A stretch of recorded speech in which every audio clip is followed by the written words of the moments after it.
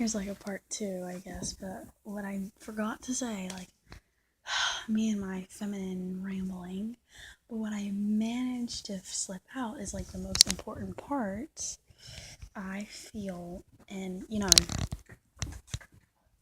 obviously, I'm in my room and I don't have a shirt on, so, beware, like, the box ghost, right? Danny Phantom once said beware, okay? Because, yeah. Anyway, if you are immune to that kind of stuff, maybe you won't mind. So, matter of fact, no, okay, yeah. Whenever I feel like this really shows that my past really does haunt me. Hang on, to me, shh, still does haunt me and affect me. Sorry, my dog's trying to play. It still does affect me in everyday life, and shh,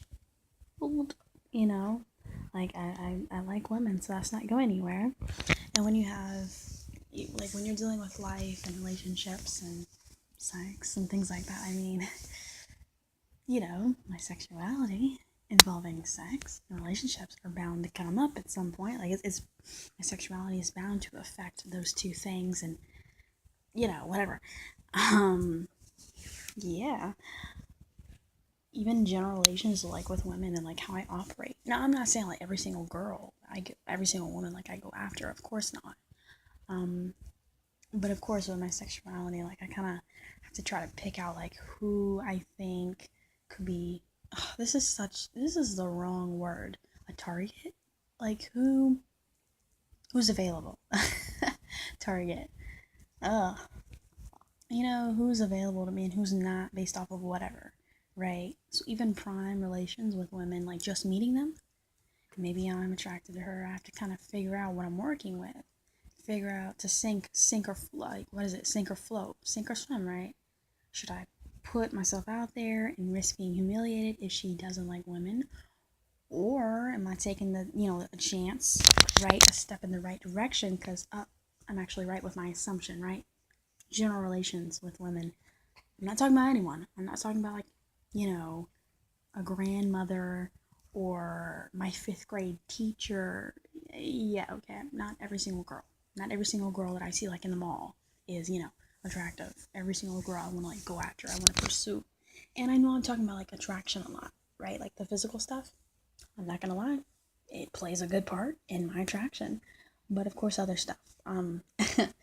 Whatever. I'm not gonna get into that, but really, whenever I would get intimate, whatever, like with another, like with a girlfriend or whatever of mine, I said mine, whenever she would, especially I find actual, like, penetration, like I said, like for a few seconds, I would be fine, right? Things would feel good, slick, smooth, literally, easy, right?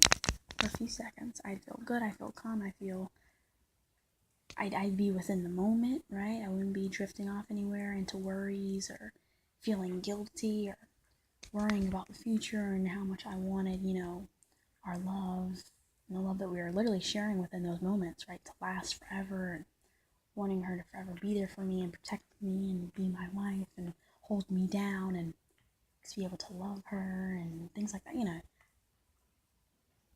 I'd start to cry every time. Every time I was with that really good girl, right? Or I was with the really bad girl, I cried. Whenever it got to a certain point between us, like where I let them,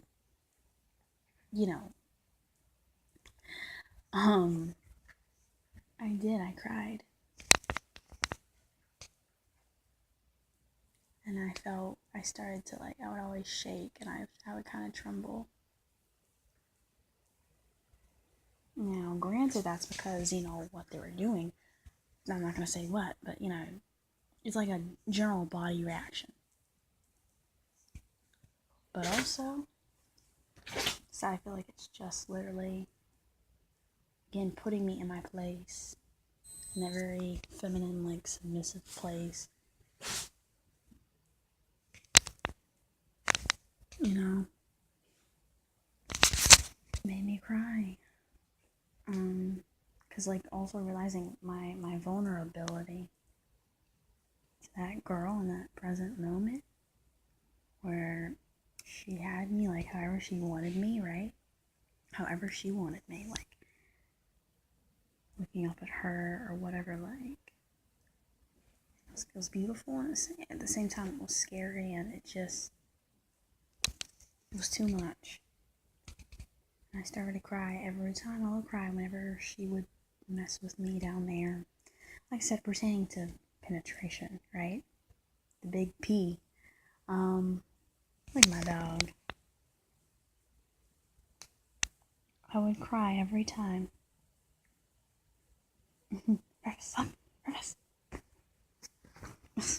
Every time I would cry.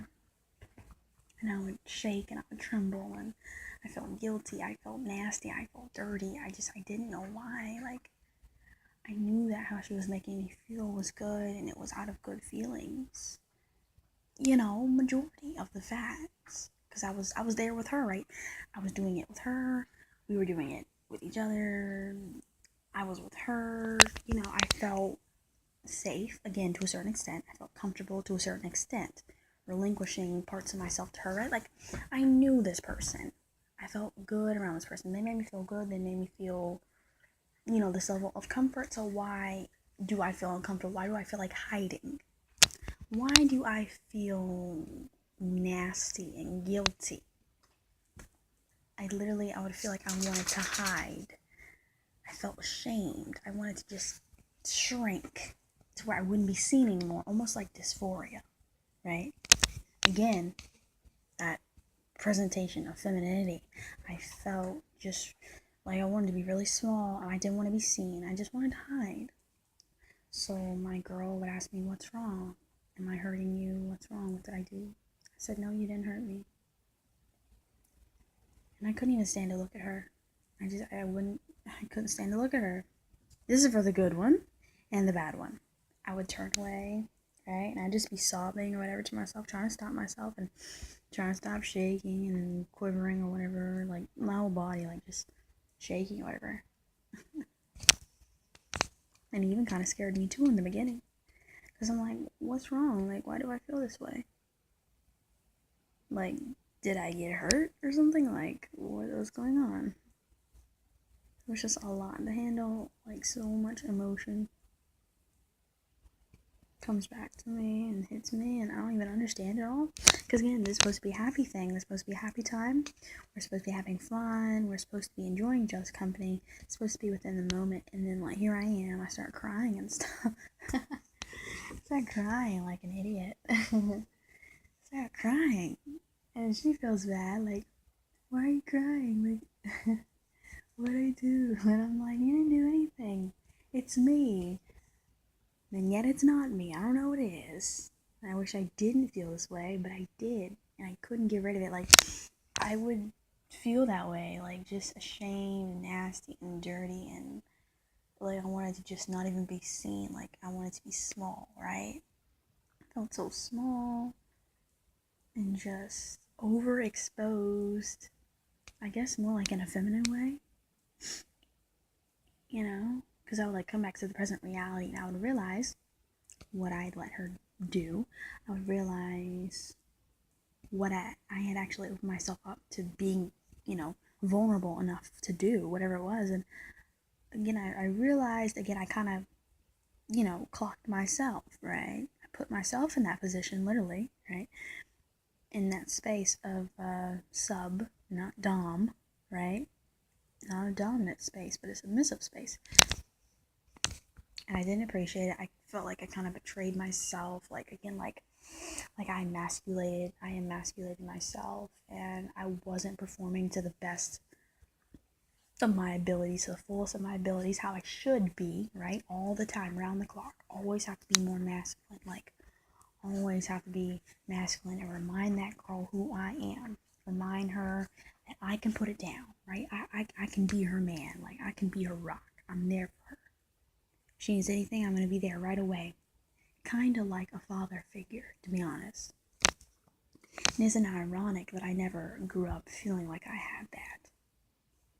So I'm just saying, some of this stuff that you like psychologists say, or people, oh, you're just discriminating against me, or you just don't understand. I'm not saying with every single queer person, you're gonna be able to pick out these things, or I'm not saying, of course not these exact things, of course not, like, no, but I'm saying the background basis of maybe feeling awkward growing up, maybe not feeling loved, or maybe having something happen to you, maybe kind of always being inquisitive like I am and questioning things and wanting a deeper understanding, and then you end up finding something that you never even wanted, right?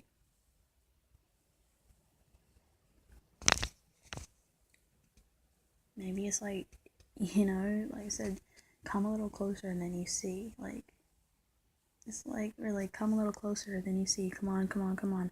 Things aren't always what they seem to be, right? Cage the elephant. Like, I think that's them. Take a deeper look at things, speck by speck, and you just may be surprised about the correlations between, oh, so this, I understand it now. When all these people over the years I've been hearing, what they've been saying about people like me, what they've been saying about people who have been through things like this, how they're likely to turn out to end up, because here I am, following in the same footsteps I told myself I would never be in. Where I'm realizing some of the things that they said, and they used to always, those phrases, right?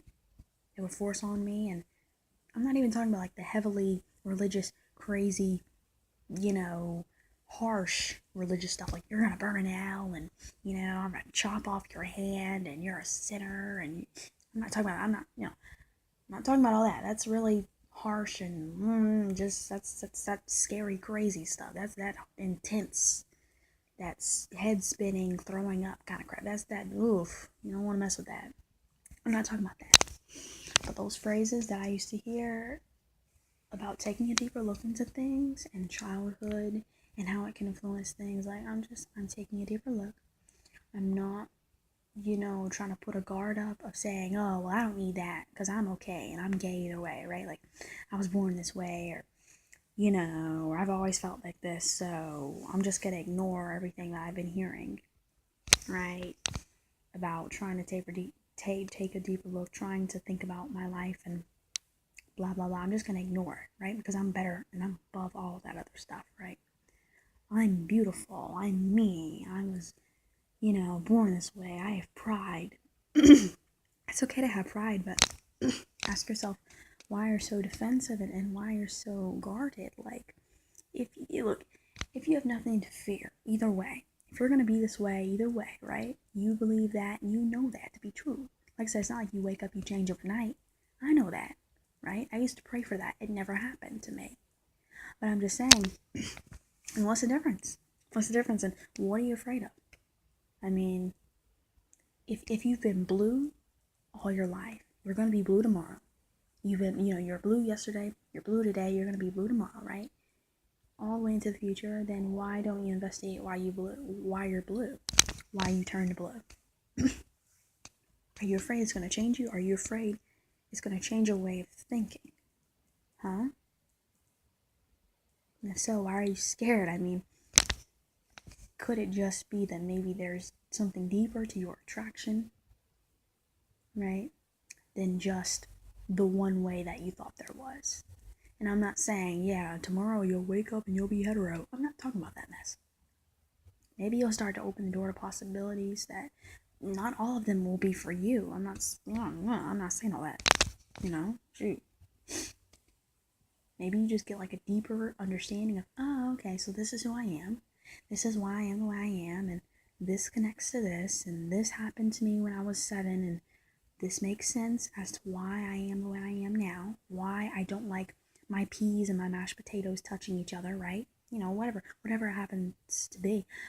Take a deeper look, and maybe when you're stepping through the door, right? Change. Maybe you happen to come out on the other side completely different from how you were when you entered, when you stepped in, but If not, well then, hey, at least you have a deeper understanding and you don't try to shun it, right? Because you're afraid, or just because you have all these people who are telling you you should be proud to be this way either way. You should just shun your curiosity and just let it be, right? Forget it. Because even questioning yourself, that shows some kind of a shame. That shows some kind of a guilt. There's nothing wrong with knowledge. The more knowledge you have, the more powerful you are, really. But also, what good is it to have knowledge and not do anything with it, right? And to also implicate things in your life and kind of rearrange things for the better. However it happens to be for you. I don't know what your door is, how it's going to differ from mine. Like, you know, how you're supposed to step out of your door versus me, and I'm supposed to step out of my door, right? The metamorphosis. I don't know. And that's fine. That's not the knowledge I'm supposed to have. I mean, if you want to explore that route, take that route, that's fine. If you want to gain that knowledge for yourself, that's cool. I just know this is what I'm doing for myself. Knowledge is power, and I'd rather not have the knowledge that I have coming out on top, which I plan to, right? I plan to get down to the bottom of these things that I've been thinking about. It's been driving me nuts, you know, and spirituality and me and this shift in my masculinity again. Like, I plan to get to the bottom of it, and I plan to get on top, and whatever it means for me coming out of my door, that's what it is. I just know I'm trying to figure it out, because what's the use of having knowledge if you knowledge is power, sure, but what's the point of having knowledge if you don't plan to do anything with it? Just let it sit in your head and rot, right? I want to do something with mine for the betterment of myself. But that's all I have. Yeah, look at this. I made that. I literally made that poster. I know someone's like, it sucks. Alright,